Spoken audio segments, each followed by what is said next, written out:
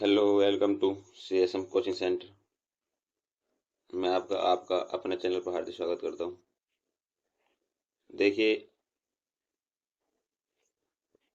आज हम पढ़ रहे हैं जीएस का प्रैक्टिस सेट फॉर इम्पोर्टेंट रह गए। किसके लिए? आईबी के लिए, है ना। किसके लिए रहेगा? आईबी की जो वैकेंसी आई हुई है सिक्योरिटी असिस्टेंट एग्जाम के लिए। ठीक है, आशा करता हूँ आप सभी बच्चे बहुत अच्छे तरीके से पढ़ेंगे इसे और याद भी करेंगे। ठीक है, और जो बच्चे इस चैनल पर न्यू है चैनल को सब्सक्राइब करेंगे और बेल आइकन प्रेस करेंगे। ठीक है, ताकि आने वाले हर वीडियो आपको पास सबसे पहले आए, आप उसका फ़ायदा उठा पाएँ। देखिए, चलते हैं आगे। और जिन बच्चों ने अभी चैनल से शेयर नहीं किया वो शेयर कर दे बच्चों के पास। ठीक है भाई। देखिए, फर्स्ट क्वेश्चन पे क्या कह रहा है? निम्न में से कौन सा संथाल जनजाति का प्रसिद्ध त्योहार है? ठीक है, संथाल जनजाति का प्रसिद्ध त्योहार है कौन सा है? बहा प्रसिद्ध त्योहार है, सोहराय प्रसिद्ध त्योहार है, ठीक है, सकरात प्रसिद्ध त्योहार है। उपरोक्त सभी क्या हो जाएगा? उपरोक्त सभी सही आंसर हो जाएगा। ठीक है भाई, उपरोक्त सभी सही आंसर हो जाएगा। ठीक है, उपरोक्त सभी। आगे देखिए, इसके थ्योरी पढ़ते हैं। संथाल जनजाति का भारतीय उपमहाद्वीप का एक ऑस्ट्रेलियाई, है ना, ऑस्ट्रो एशियाई, ठीक, भाषाई मुंडा जाति समूह है। ठीक है, जनसंख्या की दृष्टि से वो झारखंड और पश्चिम बंगाल में सबसे बड़ी जनजाति है ना। कहाँ पर?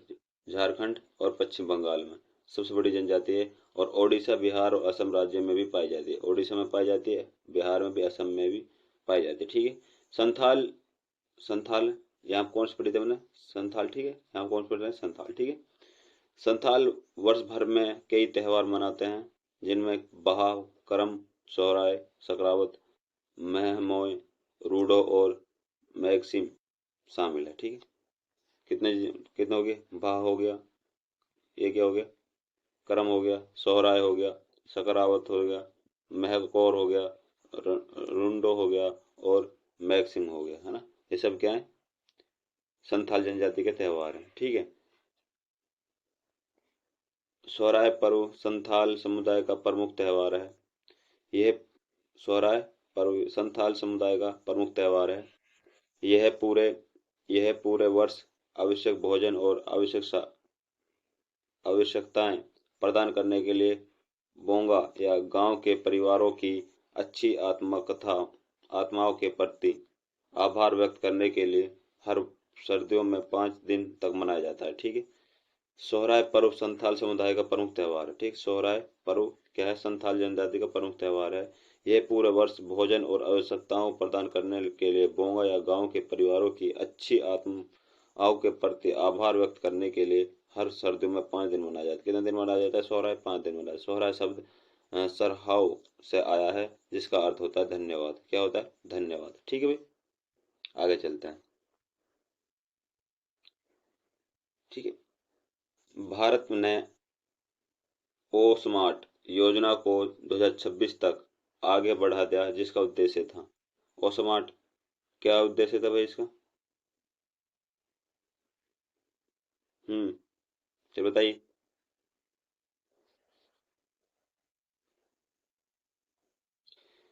भारत सरकार ने ओ स्मार्ट को आगे बढ़ा दिया है, जिसका उद्देश्य था।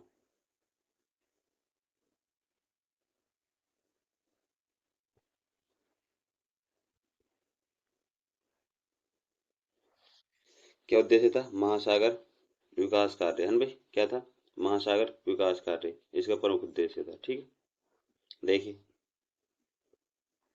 ओ स्मार्ट का अर्थ है ocean सर्वेशन modelling, application resource and technology, इसलिए फोर सही हो जाएगा। ठीक है, ocean service modelling, application resourcing and technology. ठीक है, टेक्नोलॉजी। ठीक, इसलिए यह पृथ्वी विज्ञान मंत्रालय ओस के अंतर्गत एक योजना है। ठीक है, इस योजना का उद्देश्य समुद्री अनुसंधानों और विकास को बढ़ावा देना, समुद्री पूर्वानुमानों जैसी सेवाएं प्रदान करना और समुद्री संस्थाओं के सतत उपयोग को सुनिश्चित करना मुख्य उद्देश्य शामिल है। मुख्य उद्देश्य क्या थे? गहरे समुदाय के गहरे समुद्र के अन्वेषण के लिए प्रौद्योगिकीकरण का विकास करना, जलवायु और मौसम पूर्वानुमान के लिए समुद्री मापदंडों को निगरानी करना, ठीक है, मछुआरों की सलाह प्रदान करना, मछुआरों को सलाह प्रदान करना, और नीली अर्थव्यवस्था और समुद्री जैव विविधता को संरक्षण देना, ठीक है।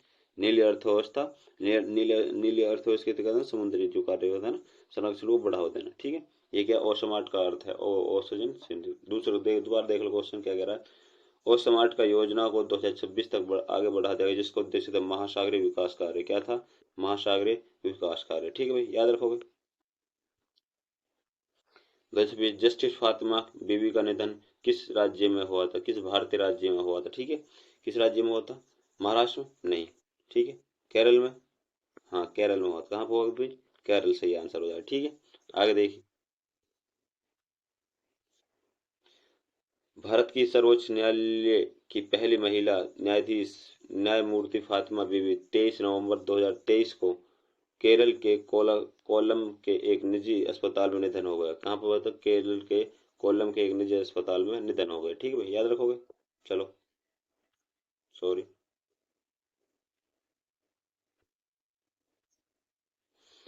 निम्न में से कौन सा देश सी ड्रैगन अभ्यास का हिस्सा नहीं है? ठीक, सी ड्रैगन अभ्यास का हिस्सा नहीं है।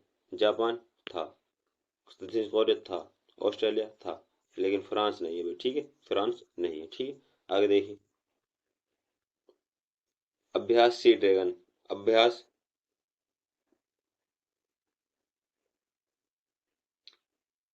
अभ्यास अमेरिका, ऑस्ट्रेलिया, दक्षिण कोरिया, जापान, कनाडा, भारत जहाजों के बीच सहयोग और अंत संचालितता को बढ़ावा देने पर केंद्रित है। अंत विकल्प सेकंड सही हो जाएगा, ठीक है।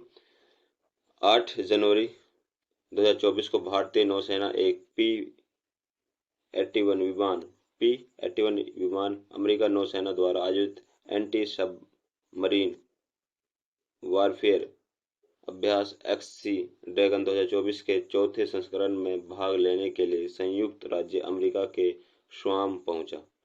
कहाँ पहुंचा? गुआम, अमेरिका के गुआम में पहुंचा, ठीक है। पूछ सकता है, बताइए 24 के चौथे संस्करण में भाग लेने के लिए कहाँ पहुंचे थे? तो क्या कहेंगे? अमेरिका के गुआम में पहुंचे थे, ठीक है। भारतीय नौसेना के एक बयान के अनुसार एक्ससी ड्रैगन 24 का मुख्य उद्देश्य जमीन और हवा दोनों में पेशेवर बातचीत के मध्य से भाग लेने वाले जहाजों के बीच समय और अंतरसंरचना की सुविधाएं प्रदान करना था, ठीक है भी, याद रखोगे यहाँ तक। आगे देखिए, ये है वो क्या, क्या भाई? A24 है ना? क्या है? A24। आगे देखिए, किस धार्मिक संप्रदाय में अग्नि नृत्य का प्रचलन है? बताइए, किस धार्मिक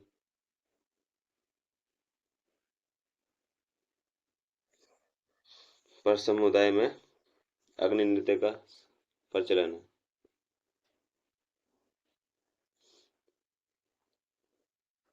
कौन सा है? नाथ नहीं। कौन सा है? लाल सदाई नहीं। बिश्नोई नहीं। कौन सा है? जस्थाई। क्या है? जस्थानी। क्या है भाई? जस्थानी, ठीक है। कौन सा है? जस्थानी। आगे देखिए, जस्थानी सिद्ध संप्रदाय। जस्थानी संप्रदाय एक जाट जाति संप्रदाय है। यह मुख्य रूप से राजस्थान के जोधपुर और बीकानेर प्रभाव में मौजूद है, ठीक है। इसके संस्थापक जसनाथ जी थे, 1539 है ना, 1563 माने जाते हैं। इस संप्रदाय के 5 स्थल हैं, ठिकाने हैं, बारहमधाम, 84 बाड़ और 108 परिष्ठान हैं। इस समुदाय में 36 नियमों का पालन करना आवश्यक माना जाता है। खत्री यासर इसका प्रमुख स्थल है। अग्नि नृत्य जसराती समुदाय के लोगों द्वारा किया जाता है। जसनाथ जी बचपन का नाम जसवंत सिंह था। इसकी शिक्षा गोरख आश्रम के गोरखनाथ में हुई थी, ठीक भाई, याद रखोगे। जसनाथ जी बचपन का नाम जसवंत सिंह था। अग्नि नृत्य संप्रदाय के लोग रहते हैं ना, संप्रदाय लोगों द्वारा किया जाता है। जसनाथ संप्रदाय के द्वारा अग्नि नृत्य किया जाता है। और कतरीसर की प्रमुख स्थल है इसका। 36 नियमों का पालन करते हैं और इसके 5 स्थल हैं, 12 धाम और 84 बाड़ी और 108 प्रतिष्ठान है। ठीक है भाई। इसके प्रमुख इस जो इसकी स्थापना संस्थापक थी कब की थी, 1539 से 1563 के बीच की थी। ये मुख्य रूप से जोधपुर और बीकानेर में पाया जाता है। ठीक है। और जसनाथ संप्रदाय जाट जाति का है। ठीक है, याद रखोगे। आगे देखिए,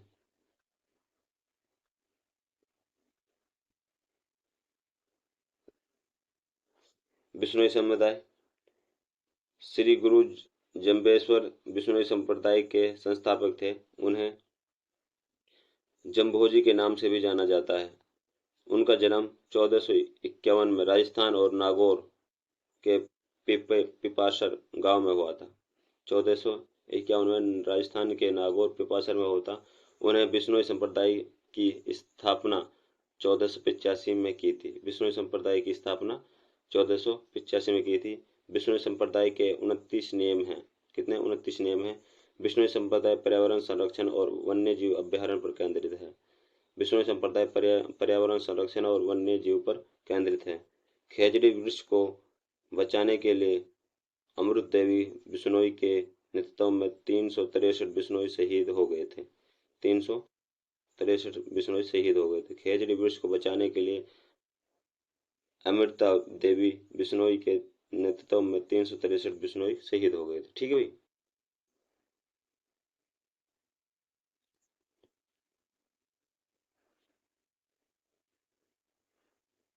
आगे समझ में आ गया भाई। देखिए दोबारा पढ़ लेते हैं। बिश्नोई समुदाय गुरु जम्बेश्वर बिश्नोई संप्रदाय के संस्थापक थे। बिश्नोई संप्रदाय कौन संस्थापक थे? गुरु जम्बेश्वर बिश्नोई संप्रदाय, है ना। इन्हें इन्हें जम्बोजी के नाम से भी जाना जाता है। इनका जन्म 1451 में राजस्थान के नागौर पिपासर गांव में हुआ था। उन्हें बिश्नोई संप्रदाय की स्थापना 1985 में की थी। कब की थी? बिश्नोई संप्रदाय की स्थापना 1485 में। ठीक है। बिश्नोई संप्रदाय 29 नियमों को है। 29 नियम है। विष्णु संप्रदाय पर्यावरण संरक्षण और वन्य जीव पर केंद्रित है। खेजड़ी वृक्ष को बचाने के लिए अमृत देवी बिश्नोई के नेतृत्व में 363 बिश्नोई शहीद हो गए थे। कौन सी? खेजड़ी वृक्ष को बचाने के लिए अमृता देवी बिश्नोई, ठीक है, नेतृत्व में कितने शहीद हो गए? 363 शहीद हो गए थे। ठीक है भाई। आगे देखिए, अल्जीरिया आधिकारिक तौर पर न्यू डेवलपमेंट बैंक का सदस्य देश बन गया। एनडीबी की स्थापना किस वर्ष हुई थी? ठीक है, किस वर्ष हुई थी? 2014 में। किस वर्ष हुई थी भाई? 2014 में। ठीक है।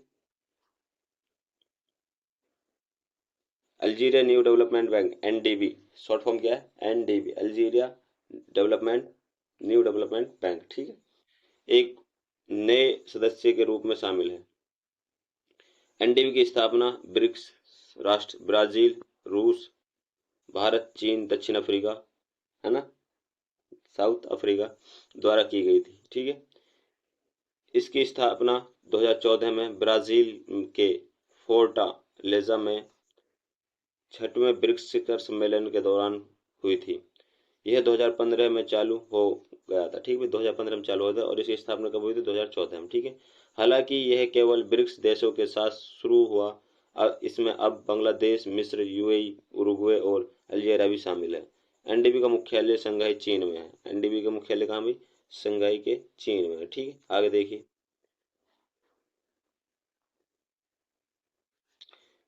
नए ब्लैंक 2 डिजिटल प्लेटफॉर्म लॉन्च किए गए। अपना डिजिटल जानने पहला पिन कोड क्या है?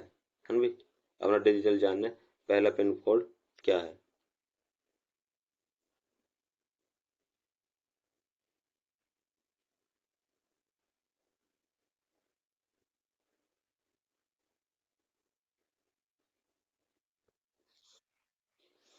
क्या है भाई? डाक विभाग, है ना। क्या है? डाक विभाग। ठीक है भाई। आगे देखिए, डाक विभाग ने 2 डिजिटल प्लेटफॉर्म लॉन्च किए। पहला डिजिटल पिन जाने, पहला पिन कोड जाने। ठीक है। ये प्लेटफॉर्म कौन कौन से थे? पहला डिजिटल पिन जाने, दूसरा कौन था? अपना पिन कोड जाने। ठीक है। यह प्लेटफॉर्म भारत की पते की व्यवस्था के आधुनिकीकरण का समर्थन है ना। राष्ट्रीय भूस्थानिक राजनीतिक 2022 का हिस्सा है, ठीक है। Digital pin, digital postal index number 1 भू कोडित डिग्री आधारित डिजिटल पता प्रणाली है। डिजिपिन को डाक विभाग ने आईआईटी हैदराबाद और एनआरएससी आईएसआरओ के सहयोग से विकसित किया था। यह कुशल सुरक्षित पता डेटा सेवाओं के लिए एड्रेस एज ए सर्विस आशिवा विजन का हिस्सा है, ठीक है। अपना डिजिटल पिन जाने प्लेटफॉर्म उपयोगकर्ताओं को अनुमति देता है, ठीक है। क्या देता है? अनुमति देता है। आगे देखिए, भू स्थान का उपयोग करके अपना डिजिटल पिन ढूंढे। भू स्थान का डिजिटल पिन ढूंढे। डिजिटल पिन प्राप्त करने के लिए अक्षांश और देशांतर दर्ज करें या इसके विपरीत करें, ठीक भाई। पारंपरिक 6 अंकीय पिन कोड प्रणाली है, 1972 में शुरू किया गया था, अभी भी उपयोग में है, ठीक है। अपना पिन कोड जाने ऐप उपयोगकर्ता की मदद करता है ना। अपना पिन कोड जानने के लिए कौन करता है? ऐप होता है जो उपयोगकर्ता की मदद करता है। सही पिन कोड जीएसएस आधारित स्थानों का उपयोग करके ढूंढे, है ना। जीएसएस का प्रयोग करते हुए अपना पिन कोड ढूंढे। प्रक्रिया सबमिट करें, पिन कोड सटीकता में सुधार करने के लिए है, ठीक है। प्रक्रिया सबमिट करें। एक राष्ट्रीय जियो फेंसिंग परियोजना ने उच्च सटीकता के लिए सभी पिन कोड सीमाओं को भू संदर्भित किया था, ठीक, भू संदर्भित किया था। आगे देखिए, निम्न में से कौन सी फिल्म 96 एकेडमी अवार्ड में सर्वश्रेष्ठ एनिमेटेड फीचर फिल्म के खिताब की विजेता रही? कौन सी रही थी? Wise in over? नहीं। Robot dreams? नहीं। एलिमेंटल? नहीं। कौन सी रही थी? बॉय एंड हेरोन, ठीक है, बॉय एंड हेरोन। आगे देखिए, 2024 में आयोजित 96 अकादमी पुरस्कार द बॉय एंड हेरोन ने सर्वश्रेष्ठ एनिमेटेड फीचर फिल्म का पुरस्कार जीता, इसलिए विकल्प सही हो जाएगा। फिल्म के बारे में निर्देशक थे हयाओ मियाजाकी। स्टूडियो थे स्टूडियो घिबली। क्या थी? घिबली। स्टूडियो कौन सी? घिबली। इस उल्लेखनीय उपलब्धियां, इस श्रेणी में ऑस्कर जीतने वाली पहली PG-13 रेटेड एनिमेटेड फिल्म है भाई। रेटेड एनिमेटेड फिल्म है। मियाजाकी की दूसरी ऑस्कर जीत पहली 2003 में स्पिरिटेड अवे के लिए थी, ठीक है, स्पिरिटेड अवे के लिए थी। आगे देखिए, मराठा इतिहास के संदर्भ में हाल ही में समाचारों में देखी गई सेना साहिब सुभा की उपाधि किस से प्रदान की गई थी? ठीक है, सेना साहिब सुभा की उपाधि किसे प्रदान की गई थी? महा महादजी को, सिद्धा को नहीं, बालाजी सिद्धा को नहीं, शिवाजी को नहीं, किसी रघोजी भोसले को, रघोजी भोसले को उपाधि धारण की थी, ठीक है। आगे देखिए, रघोजी भोसले 1695 में या 1755 छत्रपति शाहू महाराज के शासनकाल के दौरान मराठा सेना में एक महत्वपूर्ण सेनापति थे, ठीक है, इसलिए विकल्प सही सेकंड सही हो जाएगा। इन्हें छत्रपति शाहू महाराज द्वारा उनकी बहादुरी और सैन्य कौशल की पहचान सेना साहिब सुबा की उपाधि प्रदान की गई थी। उन्होंने बंगाल, ओडिशा, छत्तीसगढ़ और दक्षिण भारत में मराठा प्रभाव का विस्तार करने में महत्वपूर्ण भूमिका निभाई। बंगाल, ओडिशा, छत्तीसगढ़ और दक्षिण भारत में मराठा प्रभाव विस्तार करने में महत्वपूर्ण भूमिका निभाई, ठीक है भाई। आगे देखिए, राजोजी भोसले द्वारा स्थापित नागपुर भोसले वंश पेशवाओं, होलकरों, गायकवाड़ों और सिंधियाओं के साथ प्रमुख शासन मराठा परिवारों में से एक बन गया था। नागपुर भोसले के अधीन क्षेत्र लोहे और तांबे से समृद्ध था, जिसने उच्च गुणवत्ता वाले हथियार शिल्प कौशल के लिए उनकी प्रतिष्ठा में योगदान दिया था, ठीक है। आगे देखिए, इस वर्ष के विश्व रेड क्रॉस और रेड क्रिसेंट दिवस का विषय क्या है? क्या है भाई? मानव के लिए साथ मिलकर उपचार नहीं, आशा के उपचार नहीं, संकट में एकजुट नहीं, क्या है? मानवता को जीवित कर रखना, मानवता को जीवित रखना प्रमुख क्या था? विषय था। ठीक है, आगे देखिए 2025 की थीम मानवता को जीवित रखना। विश्व रेड क्रॉस और रेड क्रिसेंट दिवस प्रतिवर्ष 8 मई को मनाई जाती है। यह प्रति हेनरी ड्यूनेंट की जयंती की चिन्हित करती है और अंतर्राष्ट्रीय रेड क्रॉस समिति ICRC के संस्थापक थे। इस विचार को पहली बार प्रथम विश्व युद्ध के बाद रेड क्रॉस ने 14वें अंतर्राष्ट्रीय सम्मेलन में प्रस्तावित किया था। पहला समारोह 8 मई 1948 को हुआ था, जिसे शुरू में अंतर्राष्ट्रीय रेड क्रॉस दिवस कहा गया। शुरू में क्या कहा गया? 8 मई 1948 को कि यह रेड क्रॉस दिवस मनाया जाएगा। 1984 के नाम आधिकारिक तौर पर बदलकर विश्व रेड क्रॉस और रेड क्रिसेंट दिवस का कर दिया गया। यह दिन सभी सेवकों को सम्मानित करना, मानवीय मूल्यों के प्रति प्रतिबद्धता को पुष्टि करना और रेड क्रॉस और रेड क्रिसेंट आंदोलन के मूल सिद्धांतों को बढ़ावा देना है। ठीक है, आगे देखिए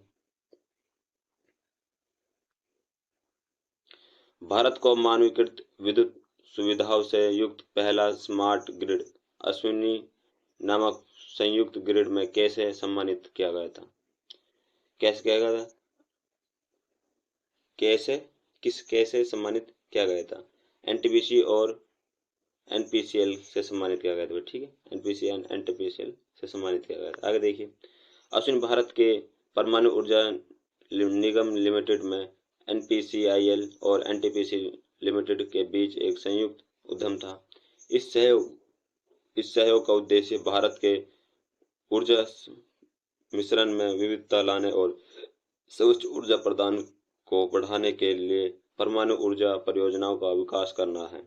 भारत के परमाणु ऊर्जा निगम लिमिटेड भारत के परमाणु ऊर्जा रिएक्टर के डिजाइन, निर्माण, कमीशनरी और संचालन के लिए जिम्मेदार है।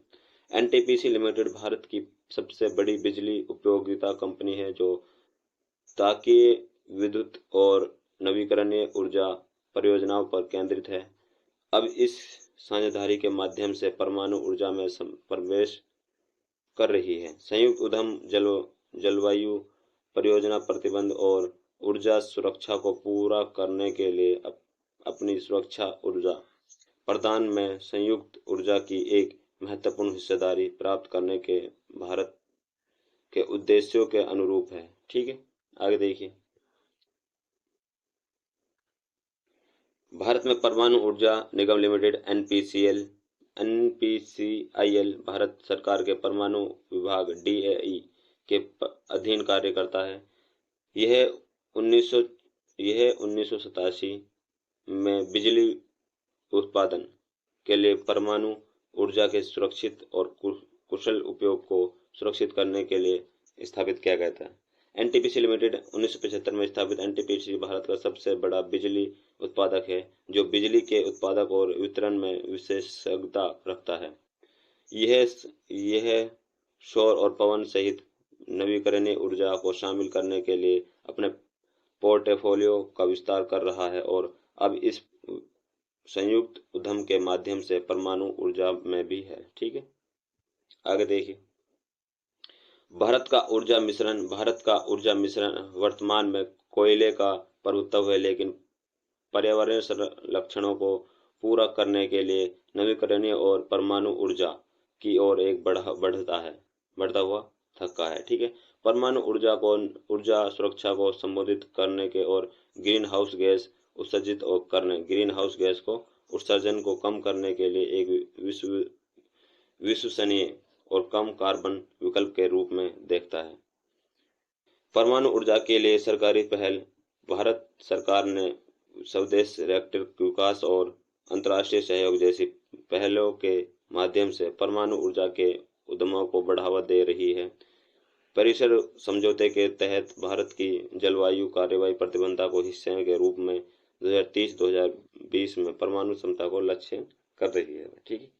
आगे देखिए, देखिए भाई, आप बोर हो रहे होंगे, है ना, बोर हो रहे होंगे, तो मैं आपके लिए बस कंटेंट लेकर आया हूँ, याद करना आपके हित में है, आप किस प्रकार से याद कर ले जाएंगे। और मैं ये कह रहा हूँ सबसे इम्पोर्टेंट हिट है ना, कंटेंट है, बहुत इंपॉर्टेंट कंटेंट है वास्तव में। आप इसको याद करके जाइए, वास्तव में आपको बहुत फायदा होगा एग्जाम के अंदर इसका, ठीक है। आगे देखिए, उराव जनजाति को स्थानीय भाषा में क्या कहा जाता है, ठीक है। उराव जनजाति को उराव जनजाति को स्थानीय भाषा में क्या कहा जाता है। आप इन क्वेश्चनों को याद करके जाइए, मैं ये कह रहा हूँ वास्तव में बहुत फायदा होगा आपको इनको। एक एक चीज को बहुत अच्छी तरह से लिखाया हूँ, मैं खुद पढ़ के बता रहा हूँ उसे आपके लिए। इन तो आप खुद पढ़ लेना, अब आगे मैं नहीं पढ़ूंगा, बस मैं आपको खोल कर रख दूंगा उसे, ठीक है। देखिए, कौन सा है, पारस, क्या नाम है इसमें, पारस। उराव जनजाति का स्थानीय नाम भाषा में क्या है, पारस, ठीक है। आगे देखिए, उराव उराव जनजाति को स्थानीय भाषा में कोराक भी कहा जाता है। वह मुख्य रूप से कोरक को अपनी मूल भाषा के रूप में बोलते हैं। दृढ़ भाषा परिवार से संबंधित है। उराव लोग बिहार राज्य छोटे नागपुर क्षेत्र का एक आदिवासी है। गलत नहीं लगाते भाई।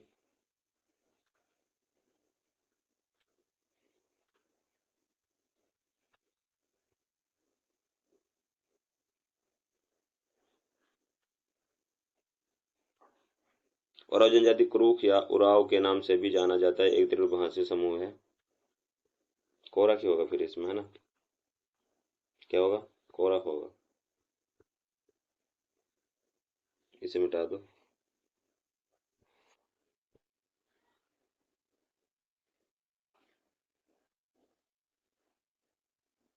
क्या हो जाएगा, क्रूक हो जाएगा, क्या हो जाएगा भाई, क्रूक, ठीक है। आगे चलिए, ओराव जनजाति जिसे क्रूक या उराव के नाम से भी जाना जाता है, एक दृढ़ भाषी संस्कृत समूह है जो छोटा नागपुर पठार आसपास के क्षेत्रों में निवास करता है। मुख्य रूप से भारतीय राज्यों झारखंड, ओडिशा, छत्तीसगढ़, पश्चिम बंगाल में है। वे लगभग 303.8 मिलियन की आबादी के साथ दक्षिण एशिया की सबसे बड़ी और सबसे विविध जनजाति में से एक है। उराव के पास जादू, जीववाद और हिंदू धर्म के समृद्ध संस्कृति विरासत में है, ठीक है। वे दक्षिण भारत में कोंकण तट से चले चले आए और आक्रमणीय द्वारा उन्हें रोहतास से बाहर निकाल दिया गया, ठीक है, रोहतास से बाहर निकाल दिया गया। आगे देखिए, एफएओ की 2025 की विश्व खाद्य संकट रिपोर्ट के अनुसार 2024 में कितने लोगों को गंभीर खाद्य असुरक्षा का सामना करना पड़ा था। कितने लोगों को करना पड़ा था भाई, टू पॉइंट सॉरी 295 मिलियन को खाद्य सुरक्षा का क्या करना पड़ा था भाई। एफएओ ने 2025 की वैश्विक खाद्य संकट रिपोर्ट के प्रकाशित की। 2024 में 295 मिलियन लोग गंभीर खाद्य असुरक्षा का सामना 23 देशों में कर रहे थे। यह 2023 से 13.7 मिलियन की वृद्धि है। हाँ भाई, 2013 से कितनी, 13.7 मिलियन की वृद्धि है। और यह लगातार छठी वार्षिक वृद्धि को दर्शाती है। बता, लगातार 6 सालों से क्या होती जा रही है, वृद्धि होती जा रही है। लगातार 6 सालों से क्या हो जाती है, वृद्धि होती जा रही है ना। संघर्ष कार्य कई क्षेत्रों में मुख्य कारण है। संघर्ष कई क्षेत्रों में मुख्य कारण थे।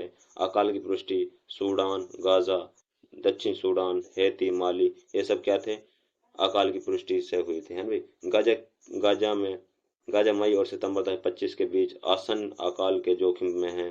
संकट को और बिगाड़ने वाले अन्य कारक शामिल हैं। संकट को बिगाड़ने के लिए और अन्य कारक शामिल हैं। वेटिकन सिटी में पोप लियो एक्स वी के उद्घाटन समारोह में भारत के आधिकारिक प्रतिनिधियों का नेतृत्व करने क्या था। वेगन सिटी में पोप लियो है ना, आधिकारिक उद्घाटन समारोह में करने के लिए कौन था, कौन गया था भाई। थैंक यू पोर्टल, देख लेते हैं आगे। Thank you portal. ये राज्यसभा के उप सभापति हरिवंश ने वेटिकन सिटी के पोप लियो उद्घाटन सभा में सर समारोह में आधिकारिक प्रतिनिधित्व का नेतृत्व किया था। नागालैंड के उप मुख्यमंत्री पोर्टेबल इसी कार्यक्रम में शामिल होने और प्रतिनिधित्व का हिस्सा लिया था। ठीक है।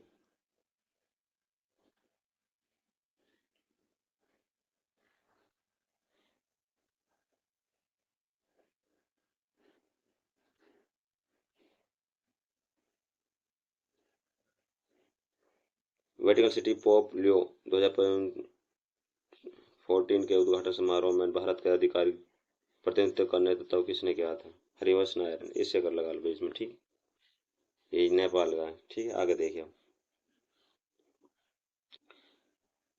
हरिवंश वेटिकन सिटी के पोप लियो उद्घाटन समारोह में भारत आधिकारिक प्रतिनिधित्व का नेतृत्व किया था। ठीक है। नागालैंड के उप मुख्यमंत्री थैंक्यू पैटर्न भी इसी कार्यक्रम में शामिल होने वाले प्रतिनिधित्व का हिस्सा थे। समारोह के बाद भारतीय प्रतिनिधि मंडल की पोप लियो 14 एक निजी मुलाकात हुई थी। ठीक है, क्या हुई थी? निजी मुलाकात हुई थी। आगे देखिए। Pope Leo 14 pops Roman Catholic church के प्रमुख है और वैश्विक धार्मिक राजनीतिक मामलों में महत्वपूर्ण भूमिका निभाता है। ठीक है। राज्यसभा भारत की संसद का एक उच्च सदन है सदस्य अप्रत्यक्ष रूप से चुने जाते हैं जिसमें सदस्य अप्रत्यक्ष रूप से चुने जाते हैं। ठीक है। Vatican city Vatican city Roman के भीतर भीतर स्थित एक स्वतंत्र शहर राज्य है जो रोमन के कैथोलिक चर्च का मुख्यालय है। ठीक है, मुख्यालय। आगे देखिए। किस चित्रकला को मिथिला कला के नाम से भी जाना जाता है? मधुबनी चित्रकला को। ठीक है, आगे देखिए। पढ़ लीजिए। मधुबनी कला मिथिला भी है। भारत और नेपाल के मिथिला क्षेत्र में प्रकाशित वेंटिकग्नि एक शैली है। इसका नाम बिहार के मधुबनी जिले के नाम पर रखा गया इसका जहां इसकी उत्पत्ति हुई थी। कलाकार इन चित्रों की अपनी उंगलियों या टहनियों, बर्स, निब, कलम और माचिस की तिल्लियों सहित विभिन्न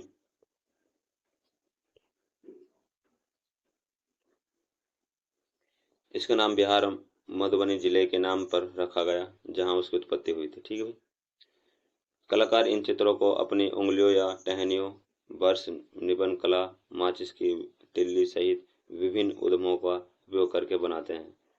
पेंट प्राकृतिक रंगों और वर्णन का भी इसमें वर्णन भी करके करते हैं। और क्या है इसमें? चित्रों और विशेष उनके ज्यामितिक पैटर्न को फॉलो करते हैं। विशेष अवसरों जैसे जन्म या विवाह और त्योहारों जैसे होली, सूर्य षष्ठी, काली पूजा, उपनयन और दुर्गा पूजा के लिए प्रतिष्ठान सामग्री करते हैं। ठीक है, आगे देखिए। कला मेजुथु पेंटिंग। कला मेजुथु केरल का एक अनुष्ठानिक कला क्षेत्र रूप है जिसे 5 प्रकार के रंगीन चूर्णों का उपयोग करके देवता के रूप को फर्श पर खींचा जाता है। यह केरल में कई समुदायों द्वारा किया जाता है और कई अनुष्ठानों रूपों को एक हिस्सा है। कला मैथ्यू और पट्टू का आयोजन देवता को प्रसन्न करने और अप्रिय घटनाओं से बचने के लिए किया जाता है। वारली लोक पेंटिंग वारली पेंटिंग जनजाति कला का एक रूप है जो ज़्यादातर भारत के महाराष्ट्र और पश्चिम सागरीय श्रेणियों के आदिवासी लोगों द्वारा बनाई गई है। इस श्रेणी के पालघर जिले के दहानू, तलासनी, जौहर, पालघर और मोखदा, विक्रमगढ़ जैसे शहर शामिल हैं। यह जनजाति कला महाराष्ट्र में उत्पन्न हुई जहां आज भी इसका अभ्यास किया जाता है। वारली महाराष्ट्र की है ना भाई? वारली कहाँ की है? महाराष्ट्र की। आगे देखिए। पटचित्र या पट्टाचित्र पेंटिंग कपड़ा आधारित थी। स्कॉल पेंटिंग के नाम से के लिए एक सामान्य शब्द है जो पूर्व भारतीय राज्य ओडिशा, पश्चिम बंगाल और बांग्लादेश के कुछ हिस्सों में मनाई जाती है भाई।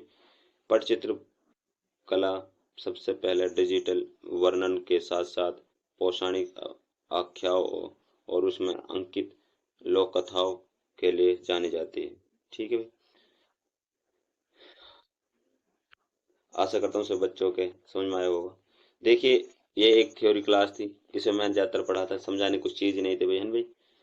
तो आशा करता हूँ कि आप सभी ने बहुत अच्छी तरह से इस थ्योरी क्लास को पढ़ा होगा। और जिन बच्चों ने अभी इस चैनल सब्सक्राइब नहीं किया वो चैनल सब्सक्राइब कर लें, जिन्होंने अभी चैनल को शेयर नहीं किया वो शेयर कर दें, और जिन्होंने लाइक नहीं किया वो लाइक कर दें, ठीक है। और थ्योरी क्लास है तो आपको इसमें पढ़ने के लिए कुछ है नहीं। यदि आप मेरे टेलीग्राम से जुड़ जाते हैं या कहीं पे भी आपको पीडीएफ चाहिए तो मैं आपको पीडीएफ डाल दूंगा इसकी पीडीएफ, ठीक है। ठीक है भाई, मिलते हैं नेक्स्ट वीडियो, जब तक के लिए बने रहिए। थैंक यू एंड धन्यवाद।